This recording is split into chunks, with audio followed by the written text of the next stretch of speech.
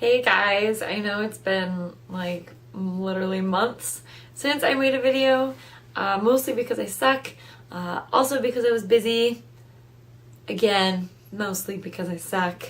And the thesising has been going really great, actually. I started the year off a little bit apprehensive and nervous and very unsure about how I was going to go about writing it and planning it and everything like that.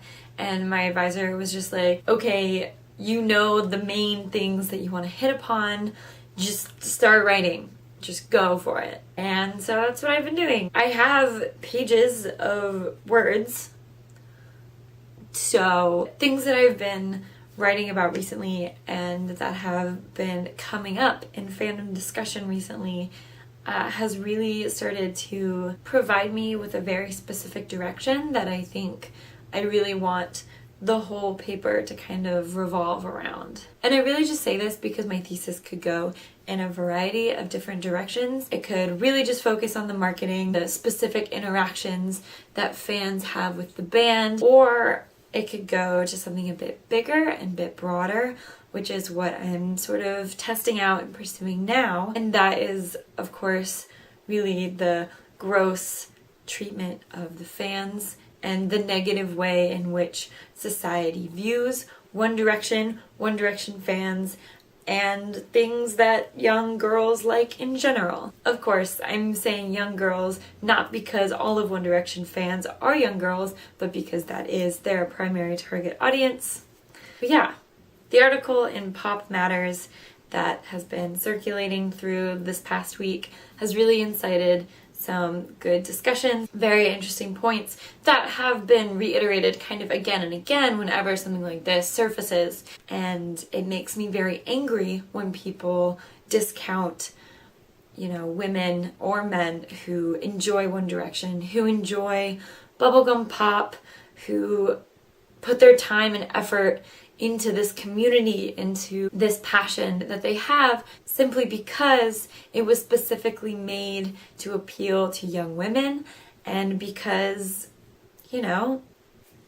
it's a boy band. And not only that, but there's another side of the coin too. One Direction as a band also doesn't get the credibility that they deserve because of the style of music that they perform or their target audience. And it's this two-way injustice in my mind that both the creator and the consumer are devalued and put down and regarded as lesser in a lot of society. And really, when you think about it, it doesn't make any sense.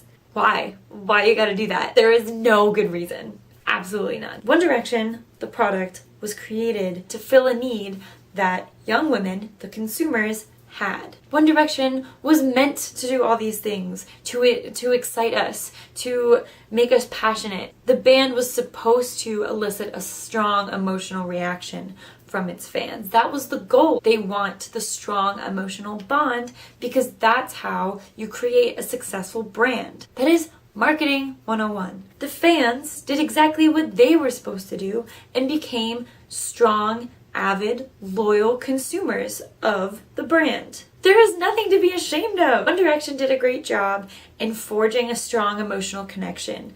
The fans fulfilled their end of the bargain by supporting them, providing critique and feedback, telling the band what they do and don't like, helping the band to evolve to fit their consumers' needs. And in any other business with any other company, people would look at it and go, wow, that is exemplary. And instead, we have people going, wow, look at how pathetic these little girls are, crying and screaming and running around and being just a hormonal mess, rabid, walking vaginas, rah. And they look at the band and they say, wow, you're such a sellout, you have no real artistic and musical ability because you just make music for teenage girls to swoon over. Let me point out, music is created to share stories, share emotions, share connections. And let me just say, whether or not you think One Direction's music is good, technically complex, deep, whatever, it does provide people with a story, a community, an emotional connection, which, I don't know, in my opinion, is kind of the point of music. So anyways, I'm thinking of structuring my thesis around that whole concept. Fans are unjustifiably negatively viewed by society, and I'm going to take a look at the reasons they're so attached to One Direction, the give and take between the band and the fans, how they've gotten this strong of a bond between the two of them. I'm going to look at how fans are not just passive receivers of whatever One Direction spews out, but they are critical, they make their own demands, and if something isn't being done that they want, they'll do it themselves. There is a lot of content that I can delve into, that I really want to delve into, that I want to kind of bring to light and showcase in this paper. So I'm really excited now that it's actually underway and I have some sections written and I'm